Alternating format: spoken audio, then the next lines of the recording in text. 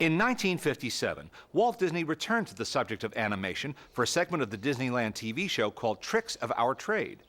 When it came time to talk about depth and dimension in animated cartoons, it seemed only natural to call on Mickey Mouse to illustrate these ideas through visual examples. As with the earlier episodes, this one was directed by Wilfred Jackson and written by Dick Huemer. The complete episode appears on the Walt Disney Treasures DVD called Behind the Scenes at the Walt Disney Studio. Now, this is a different kind of drawing. It also came out of our school of self-improvement here at the studio.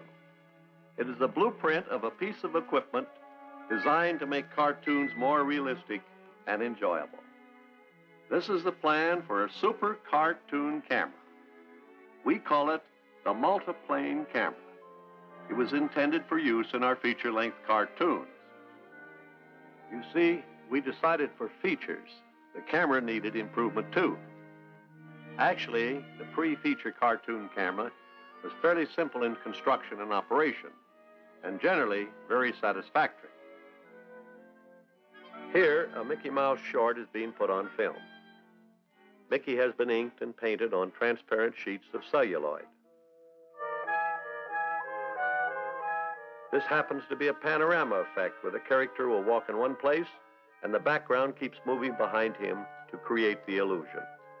Each time a new cell of Mickey is photographed, the background must be moved a fraction of an inch. Photographing each one of these celluloids of Mickey and background makes a single frame of motion picture film. And here's how the action looks on the screen.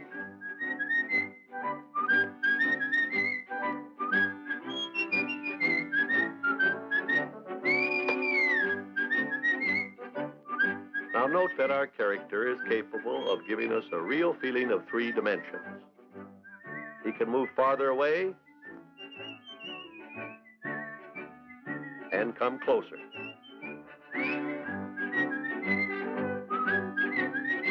He can turn so that we see all sides of him. He seems to have roundness. There's nothing flat about him. He can almost poke his finger in your eye.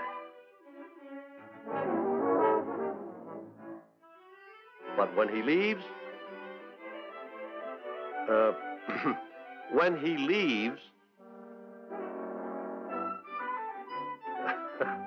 he leaves, whatever dimension he has given the scene leaves with him. Now, the unnatural flatness of the background becomes evident. But besides being merely unrealistic, the old-fashioned flat background can also create a false effect. For instance, when our camera moves in closer on this moonlight scene, you'll notice that everything grows larger, including the moon.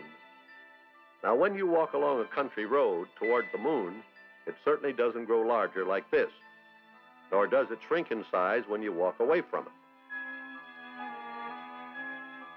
The problem was how to take a painting and make it behave like a real piece of scenery under the camera. The trouble was we were photographing a flat 2-dimensional background. So we set about making plans and blueprints for a new cartoon camera that would overcome this.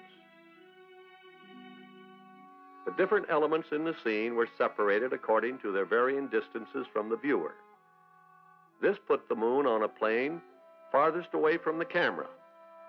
With our original picture broken down in this manner, it is possible to control the relative speed with which each individual part of it moves to or away from the camera.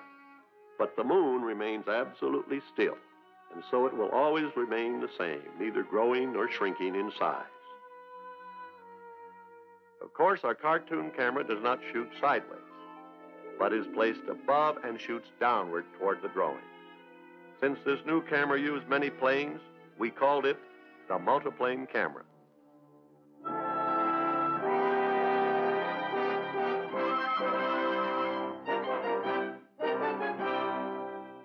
And here now is our same moonlight scene, the way the multiplane camera sees it. As you can see, we finally got the moon to keep its proper distance.